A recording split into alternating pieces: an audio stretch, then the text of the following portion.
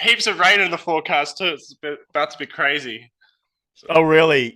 So yeah. everything there, I take it, is rain fed, right? Do you have a lot of you for the people listening? You were here in the southeast for a little while. You did the kayak races, the Green Race, the Russell Fork Race, and did you do the Great Falls Race? No, I didn't do the Great Falls You did race. you did I was those at home, too, I think. right? Just Yeah, I did Russell and Green. yeah. So you got to see what dam control. Do you have a lot of dam control rivers out there? Like, Um, we have like quite a lot of variation, I'd say. Like my home river, the Kaituna, is awesome, just flows all year, whatever the flow. And then we do have a couple dam release rivers. One of them in particular, the Wairoa, reminds me a lot of the Green. oh, Um, okay, yeah. So you were used to some tight creaking, huh? Semi. I did turn up to the Green and I was like, is the water on? Yeah, and you were paddling a longboat, which I remember talking to you, and you was like, "I don't paddle longboats." So you Nah, I was freaking out a little bit. you had paddled slalom boats before, right? But you'd Yeah. never paddled an actual longboat race boat. Well, No, no. that's pretty good, man. Well, yeah, we'll get right into it. One of the things I wanted to bring you on is, well, first off, you guys at Waka got anything new cooking up down there that you want to talk about? I've been seeing your social media, and you've been laying up something. Yeah, we've probably been teasing you guys a bit. So I guess the last 2 years, Dad has been going pretty hard with just prototyping new rocker profiles and creek boats and playing around with a few different other things, just trying to find what the next best thing is. And then what's been pretty exciting is we've been working on like a river running playboat, just kind of find that balance between like play and being able to take that boat wherever you want to go. Um, Like river runner playboat, like a half yeah, slice, like or a like it should be a full slice. We're still playing around whether like how big we want to go with it because obviously you go smaller, it's more playful, it's more of a playboat, but then it's pretty like sometimes it's getting scary to take it down like bigger rivers and stuff. So it's just finding that balance. It'd be like perfect Zam boat. That's how we're kind of thinking okay. about Is it going to have like a lot of bow volume? it. So we got a couple prototypes. Yeah, it should have for a playboat. We'll have a lot of bow volume, and we're just thinking about whether we want to have it that we can flat water bow stall it, or have a bit more volume so that like maybe a bit of current you can get on the nose, but not completely in the flat water. Yeah, but still kind of take care of you a little bit down the rapids. I take it, right? Yeah, Yeah. yeah, yeah, yeah. It will It's just like open up so many like so much potential for like those waves we have to paddle a river to get to. There's quite a bit of that, like especially at home on the Kaituna, it's really high at the moment. Like there's some sick play spots, but then there's some like waterfalls and stuff that like, oh, playboat's like it's a bit spicy. So I've seen uh some videos of that river. It looks like spicy in some spots. yeah, so like you want something that's gonna look after you a bit more. Um yeah, we sent a boat over to Benny Ma. Um so he's about to test that, I think, for I forget the name of the waves up there, but whenever the season comes in and he's back from the Zam, What's the name of the boat? You got a name for it yet? I don't have a name for it yet. Well, we're thinking about naming it in honor of Robert Eggleston, Yes. one Okay. of our team headers. Yeah, so What's Knuckles, or what was his? yeah, Bobby. Oh, we some people called him Bobby Knuckles. Yeah. My parents went and visited his family Mm, last month, mm, so they were talking about different boat names, yeah. and they liked the sound of that. So something like that. Yeah. Well, dude, that's awesome. I really look forward to that. You guys have been killing it down there with the Waka brand. I guess after Blistic still in operation? Not so much these days. Yeah. Yeah, with the Waka tuna, I guess that became the ballistic tuna, then it became the Waka tuna. And ever since then, every design has just been awesome. You guys, I kind of credit, Waka with that good planing bow rocker.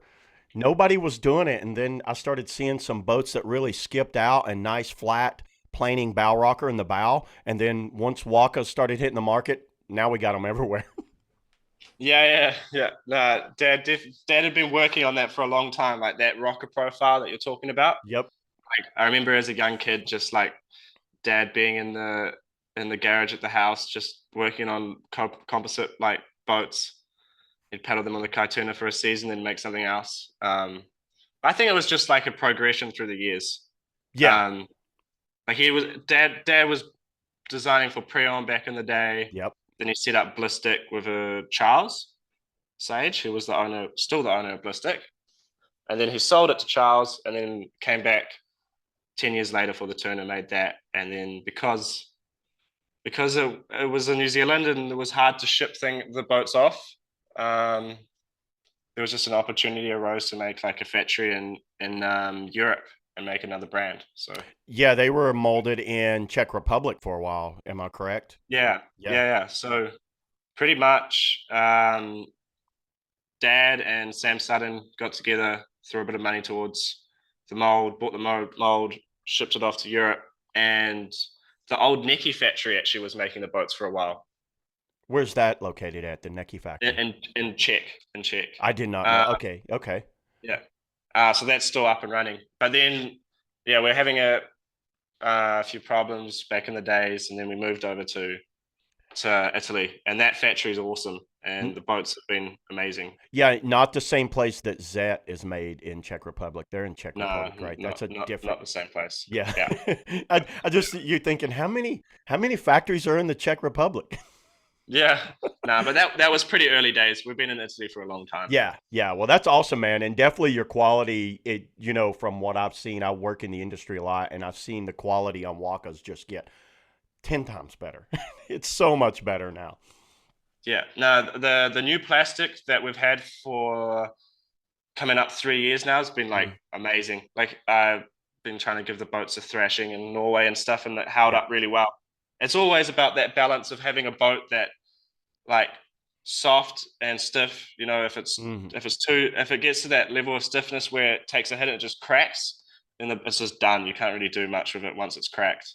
Yeah. I think we've got a really good balance at the moment. Are you designing now, or is your dad, is he still Nah, designing? I'm just Dad's little apprentice, eh? Well, A there you young Jedi. go. There you go. Well, yeah. Well, now that I got you on here, can you break down for everybody, the plastic grab handles? Everybody Yeah, seems to ask me about those plastic grab loops on Waka boats. Is there, and I tried to pin your dad down and get him to give me a good answer on record. Can I get you on record to say why is yeah. Waka staying with plastic grab loops instead of going to aluminum? No, I'm really stoked that you brought it up because I see the stuff all the time online, and I pretty much if like there's definitely people worried about plastic grab handles, but like a grab handle is only as strong as what it's attached to. Okay. So if you're worried about plastic, like the boat's plastic, like it's this weak point. Like if you think plastic's going to be the weak point, the boat's like it's plastic as well. But also they've got a rating up to 890 kilos. Okay. They would so we tested them in the factory 890 kilos. They didn't break at that. We couldn't put any more force on them. What Um, what do they do? So do they stretch before they break, or is it a quick snap? no, like we haven't snapped them. That's their rating up to 890 kilos. Yeah, so they just keep going. Yeah, they just keep going. Yeah. Okay. Um, like for sure, like the background of where we come from, we're wanting like the safest boats in the game, and for us, we come to the conclusion that plastic grab handles are the way to go. Yeah, It's all about where it breaks, pulls like it only needs to be the handles only need to be as strong as like what's going to pull them out of the boat. yeah. Like the breaking point is going to be when the grab handle pulls out of the boat. Okay. Um, yeah. So I take it Waka staying with plastic grab handles in 2023. Yeah. You've heard it here then. Yeah. And it's like one of those things. If it works, I haven't. It's one of these things that on paper it kind of looks like it's not as good, but then there hasn't been. I guess you guys have done more testing and data on it then that's good that you gave a number and said that you guys did testing on it, because it's one of these things. Will it work? Yeah. Okay. Well, then stay with it.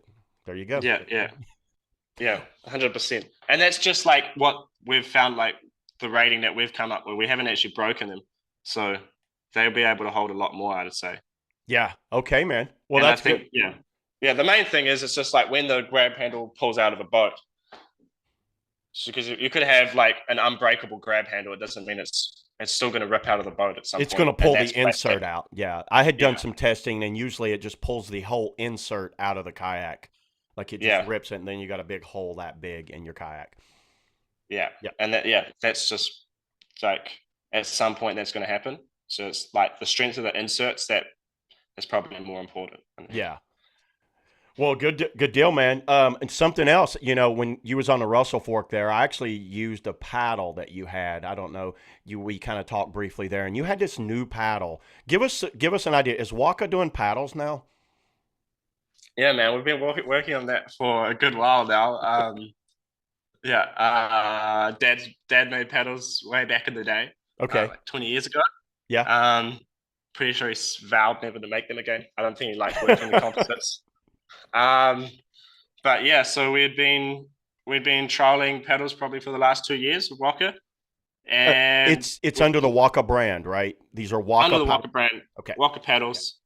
I might be able to send you a photo. But yeah, they're finished now. We just got a quote from the factory that's going to be making them for us, and they should be on the market pretty soon. Are those going to be made in New Zealand, or are you getting those in Europe No, they're also? going to be made in Europe. Okay. Carbon, And all yeah, carbon. shipped over to the States and stuff too. All carbon. Yeah. Like I think they're going to weigh around 1,000 grams. Um, That's bent. Straight shafts. Straight Only shafts. just straight Only shafts. straight shafts for now. And Okay. then once it like we get some traction and stuff, we'll think about making into crank paddles. Oh, Um, nice. yeah. But yeah, loving the paddles so far. Like over the last 2 years, I've had to like switch back because it's been prototype paddles. Like Yeah. Dad wants to keep some paddles in New Zealand or something. I've been switching between lots of paddles, and like I just can't go back to my old paddles now. Like it's just not enjoyable. Yeah, the one I think I seen you with here in USA, it was a prototype, right? Yeah, Yeah, that was yeah, a yeah, prototype. It looked good. It looked strong. It had a lot of power. I just used it briefly right there at the Russell Fork, and it looked really good. I mean, I liked the paddle. I thought it did well. Good yeah. job, man. Do you have a name for them? Do you have a name for the blade? Well, we've been throwing around some names. We're gonna have two different weights, I think. So one of the boat paddles was going to be called the Waka Feather or something. Dad was keen to call it that. Say that Um, again. The the Waka Feather. feather. Okay. Yeah. Okay. Um, so something like that. Still thinking about a name for the heavier one or the creaking. Is it going to Yeah. have Dynel around the edging? Yeah. So that we just kind of finished the final kind of layout of what the production paddle will be. It's going to be a Dynel edge, and yeah. Some dude took it to the Mati Deutsch. He took it to the Zam. I think a Okay. couple people tried it there, and it seems to be holding up really well. A good layout. So yeah, Oh, good stuff, man. it's Yeah. funny as well because he got the pedals and he can't go back to his old pedals as well now. Like it seems to be a common trend. What did you use before that? I was using Galas for a long time. I was Okay. I was big in the Gala. Yeah. The Mantic, the Galasport Mantic, I take it. Yeah. Yeah. Yeah, it's probably the Mantic. That seems to be what everyone uses. I know Anio uses them, right? Yeah. Yeah, I Yeah. The think. Mantic. Yeah, Yeah, I'm just more familiar with the slalom names. I just yeah. at some point I switched from the slalom pedals to the creaking pedals. They're so Um, good. Those are really good paddles. yeah, I like them. And then I used the Letman as well, Letman pedals. Yeah. But yeah, after using these walkers, there's just so much more like pressure on the blade. Um, yeah, I just love it. It's really cool. Good deal, man. Speaking of good products, one of my favorite kayaks that Waka's ever done is the Steeze. I love the Steeze. I love me some Steeze. I take it you paddle that boat a lot. I see a lot of videos in you in the Steeze. And what is I know you guys tried a pod at one time. Are you doing no more pods? No, we still do pods. Can I just plug my laptop in for a second? Sorry, Okay. it's gonna go flat. Sorry. Sorry, man. My laptop wasn't charging for some reason. Yeah. What time is it there, by the way? Oh, like 9 a.m. 9 a.m. on probably Friday. Yeah, we're ahead, man.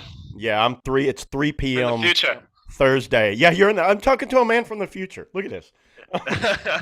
Well, yeah, yeah. What I was asking you was the Steeze. I had paddled the Steeze. I had done the Steeze with a pod, without a pod. I kind of went back and forth between them.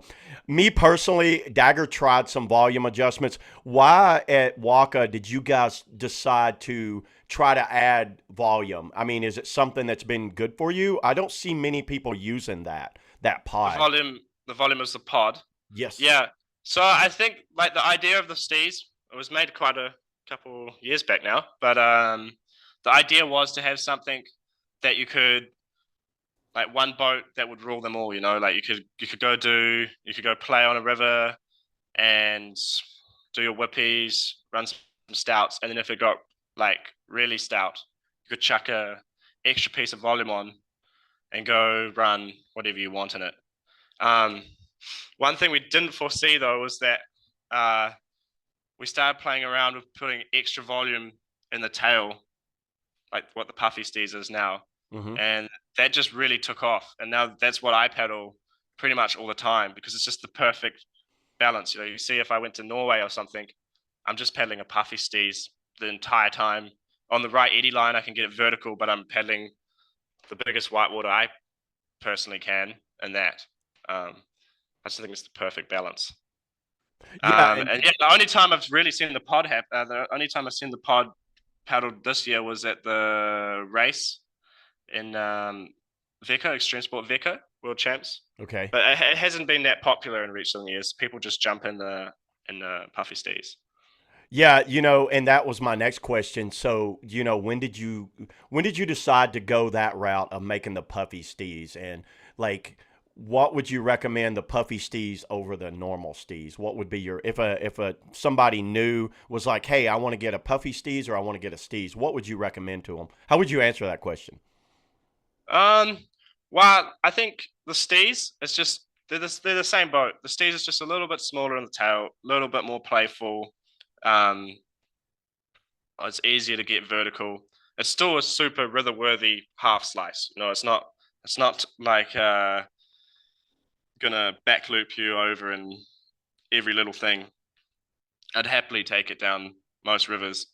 But then the Puffy Steez is just like that level up in terms of running stouts and stuff. It's a proper creek boat. I think the best way to describe it is as a proper creek boat with the ability to like those little movements of your hips and like slicing the tail a little bit. And it just opens up this new way of paddling compared to a creek boat where you can make little adjustments just by sinking the tail a little bit, but without the consequence of the boat just like going up everywhere vertical and still running it nice and smooth. Yeah, and that's kind of what you guys wanted. You wanted a creek boat that you could kind of pivot turn and do those pivot turns and really, but still run the stouter stuff. Am I correct with the Yeah, Steez? yeah. It's not a playboat. It was not meant to No, be a downriver playboat. I don't even no. consider it like that much of a half slice. Maybe you do, but Yeah. No, no, what? I Yeah. agree. I think the Puffy Steez is like it's more in the area of a creek boat with the ability to just like some little like tail adjustments. And then once you get used to it, like I'm like 76 to 78 kilos. I have no idea what that is in pounds. Sorry. We'll say uh, 180. um, and I can get it vertical. But I have to try. Like I have to be on an eddy line. Yeah. Um, but it's just that it's always that balance because if it's too little, then I'm not going to take it to Norway and go run Do you the do you rapids in paddle the Norway. goat much? I've paddled the goat a lot at home. Hmm. Um, just the goat, not the billy goat. Um, for me, I still prefer the steeds. I think For I'm a little everything? just for like if for everything I paddle with steeds. I'm just a little bit bigger than like the like weight that the goat would be designed for. Um, So yeah, mostly in the Steeze, but I paddle the goat a little bit. It's just a little bit narrow, and sometimes when I'm trying like tomahawks and stuff like Hmm. that, little tricks, it's Do just you ever go easier. back and paddle the OG? I paddle the OG all the time. Do you really over? Yeah, yeah. Is that kind of your the OG and the Steez? OG and Steez. So I just switched between those. I hadn't paddled the OG at all in Norway. I went through a phase of just paddling the Puffy Steez. But this summer I've got back in the OG. It definitely still has its place. I think It's it's starting good. to be That is a really it's good starting kayak. yeah, it's really good. It's starting to get slept on a little bit, I think. Um it's still an amazing kayak. Like That, it's 5 years on and yeah. it's one of these kayaks that you make such a good kayak that it stays relevant for so long. I paddled the OG, and I remember my first time paddling. I was like, "Wow, this is such a good boat." But it needs a lot of water around it. It needs a lot of volume. It does not like creaky, very manky style low volume stuff. It loves that big water, in my opinion. Yeah. Yeah, it's definitely very good at the big volume stuff. Like trying to think of an example like Futa or Hmm. we have this river called Hooker Falls. I've But seen it a actually couple times. recently I've been taking it like on the low volume kind of flood runs lately. Just Oh, for this that's like where it's perfect. That thing is so good at that stuff. yeah, yeah. And then yeah, I've watched Ryan McAvoy shredding his OG and all these little micro creeks. So I That you can't even believe think a it's pretty kayak good will at go that. down. Yeah. That's right. You That man, guys, Ryan McAvoy, sponsored by you guys now. yeah, that Yeah, man's me and crazy. Ryan's paddled together a few times. Yeah, Yeah. he'll take a kayak down if it's got some water going down it, and you're like, no way. He'll end up running it, and then I'm like, I can't believe you ran that. I'm like, wow. Yeah, I look at the videos sometimes of him and what he's doing in our boats. And I'm like, what the? Well, that's and I guess you used the gangsta when you raced. Yeah, Did you do the Utz race? yeah, I did an Otz race. Yeah. Yeah, you did well in it. What did you get in that one? Didn't you do well this year? The Um, Waka did well altogether, right? yeah, Waka did really well this year. I think we were first, second, Yeah, you cleaned first and house. second. No, first, second, and then I was fourth. Um, Wow. yeah. Yeah, it was a good race. It's a really cool race if people want to go there. It's trophy. It's like one of my And favorite races of the year. it looks amazing. And I take it that the gangster is one of the best boats for that run. Like it seemed to Yeah. do really well. Do you paddle it outside just racing? Is that the only time you use the gangster? Um, I don't paddle too much outside of racing. The thing of racing boats like that, and why the gangster is still in production, is purely for racing. Yeah, Like the faster you want your boat, the less rocky you want to have. for So it's sure. harder to paddle, and so it's definitely one of those boats that when you're on Ertz Trophy course on the Vallebrooker and you're paddling perfect, it feels sick. But it's a skill to get it to paddle right. And Dad and me often are debating like at what flow would it be better to switch to a slower boat like the OG, but in the end it will be faster because you're going to be getting all the right lines. So there's always those balance of the race Wow, boats. that's interesting. But the gangster is by far, in my opinion, like I wouldn't want to race anything else. It's so when you're online and the gangster, it's just flying, Yeah. especially on that course. It's sick. So what current boats is it still in the lineup now? You guys are still molding it? Yeah, so we're still making the gangsters Yeah. for people that want to do racing and stuff. Um, yeah, yeah. Yeah, so really the only thing anyway, your dad definitely had some with Prion. He had some of the best full slice kayaks ever. Any chance of going back to a full slice kayak like that? That's funny, man. I was like, well, I came to America and there's like I forget the name of all my dad's boats. There's a boat that It's a people Prion throw. Delirious. Yes, the Oh Delirious. yeah.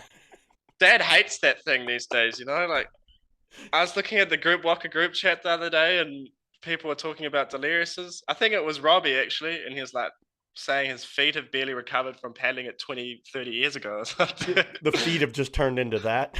Yeah. People are still paddling pretty old boats down there. Yeah. um, but yeah, that's kind of the idea of this new river running playboat is Mm, something along those lines, a okay. playful, full slice river running boat, um, just more modern. When are you Yeah. looking to have that out? Well, at the moment it's just in composite, so there's a couple of Okay. composite boats around the place, and not really sure on the time frame. Still just working on like little adjustments, little tweaks, and once we think it's like good enough, well, yeah, then we'll get it out. Well, that's good to know. I definitely love, as you've seen, probably definitely here in the USA. Everybody loves their downriver freestyle. I don't know how popular it is in New Zealand, and I know amongst your travel, your downriver freestyle video, which was interesting. You had one of the sickest switch freewheels off of Tomato One I've ever seen, dude. That was Yeah. so. Was that in a Steeze? Nah, actually, that was in a tuna two. Oh wow! Um, yeah, I brought that boat because I went there with the plans of paddling Big Banana, and looking at that waterfall on video, I was like, this is borderline just a seal launch with no water.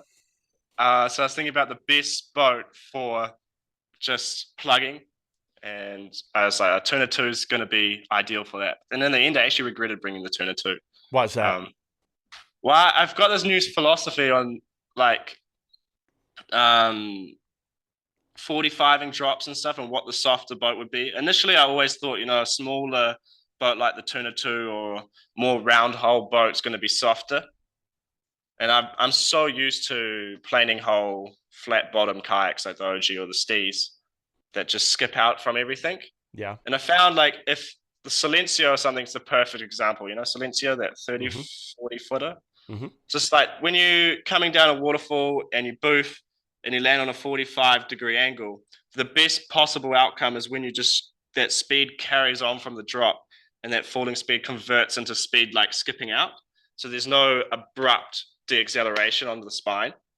Okay. So I just think like boats like the OG and stuff just skip out much better. So and rather than just stalling out at the bottom, it carries that speed out, which I haven't tried in Mexico, but I'd be pretty stoked bringing like an OG or something back to Wow. Mexico. So you're not that concerned with a big flat planing surface hull. That doesn't concern Nah, you as much as you nah, think it did. nah. I'd almost go the other way. Like if you're That's especially when you're 45ing big drops, if you have a planing hull and it's able to like keep its speed and skip out rather than just stalling at the bottom, though, like in my experience, those are when the hits are like the softest. And then for the bigger drops, tomato, tomato one, that sort of size, play once your nose is down, it's just about the resurfacing of the boat. And I haven't really um, had any big hits with that either. So I'm not worried about like a boat with a bit more rocker and the sacrifice of is it because it's plugging drops. shorter? No, other way around. Yeah, I'm not sure in feet, but the Tuna 2 is definitely shorter than the OG. It's just the Tuna 2 slightly displacement.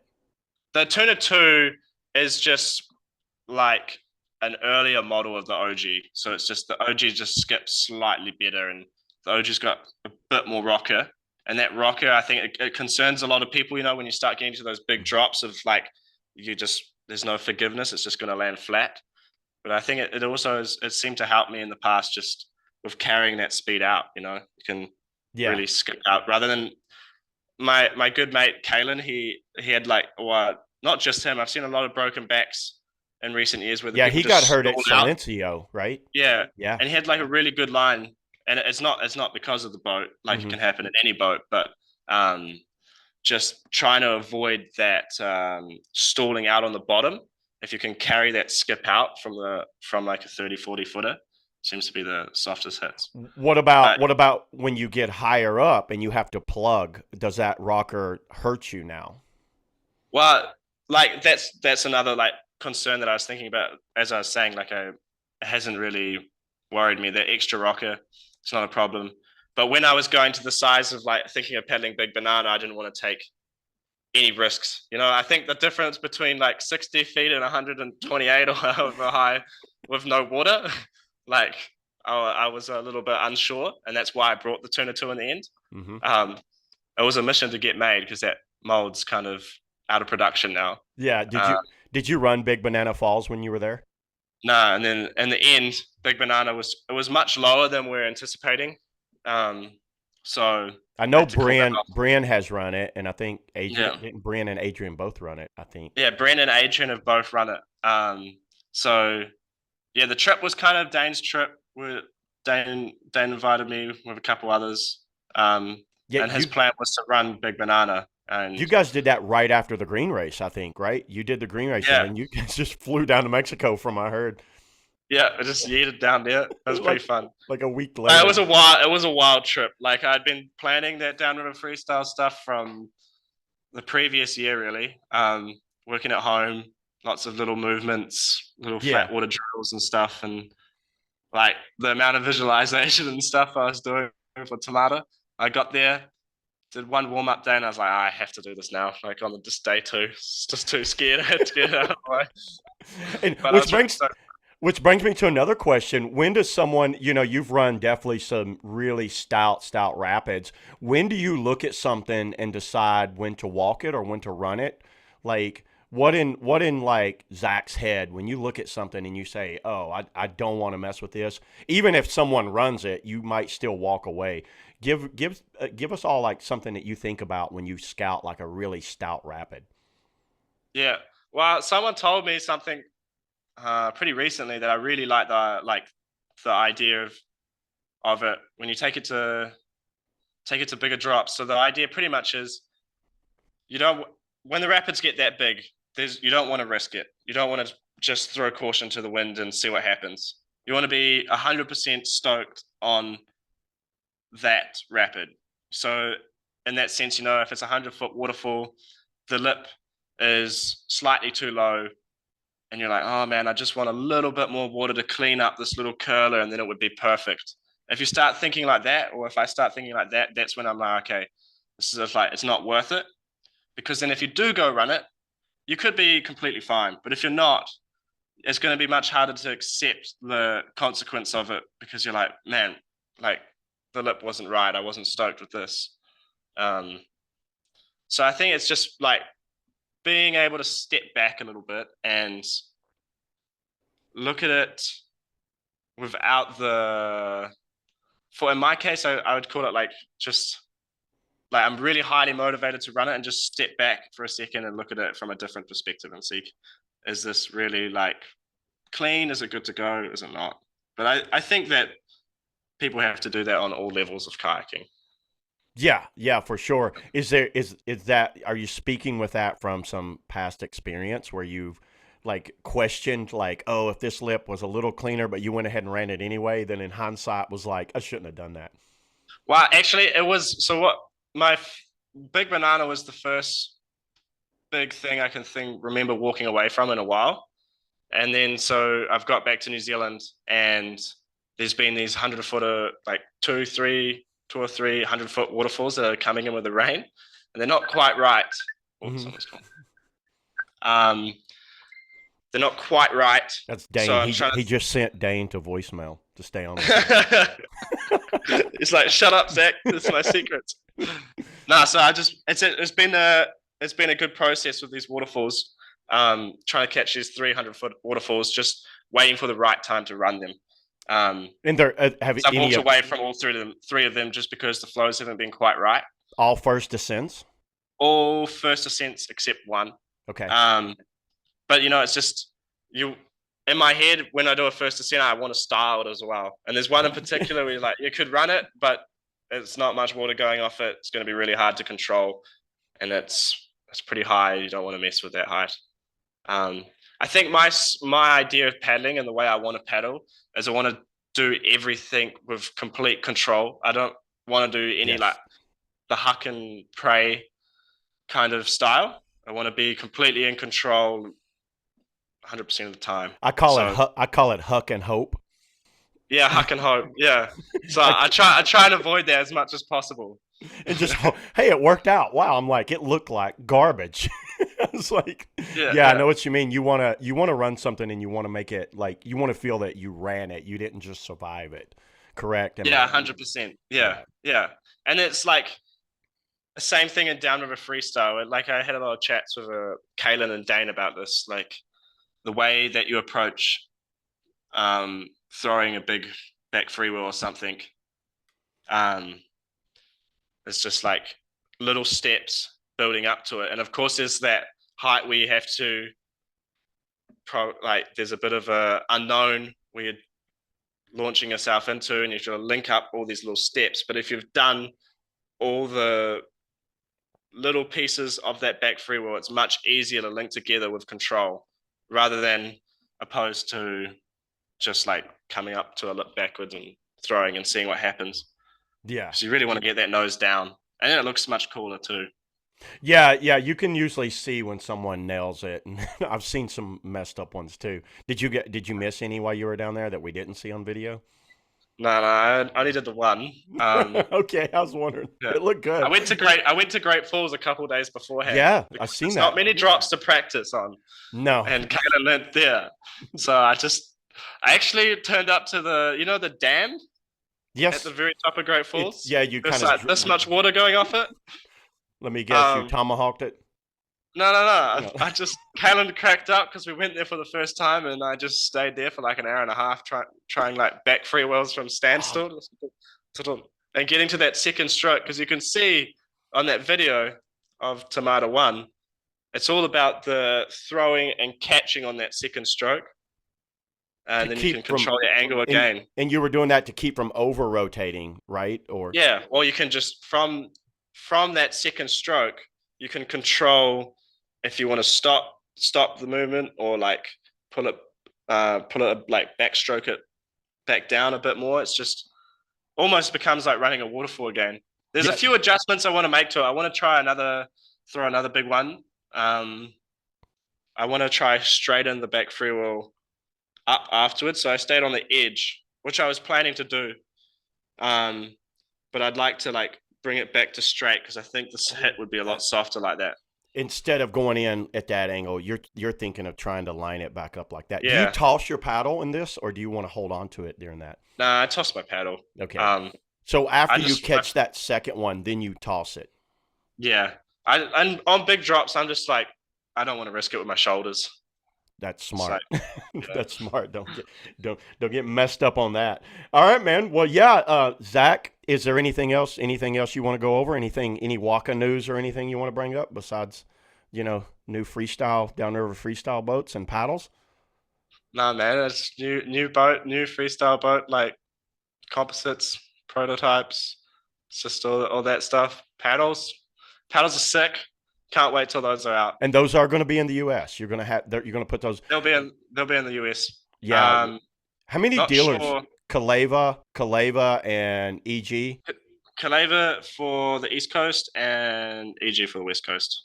Nice, awesome. And I take it they'll have the paddles also. And tell Kenny I said hi. Tell him to make another Delirious Part 2. Everybody hear it right here. Delirious Part 2 coming. With more feet room, eh? Yeah, more feet room. All right, Zach, man, I appreciate it. I'll let you get off here, and I'll look forward to seeing the next Waka projects coming out. Cheers, man. Yeah, take it easy. Cheers, buddy. All right, see you later.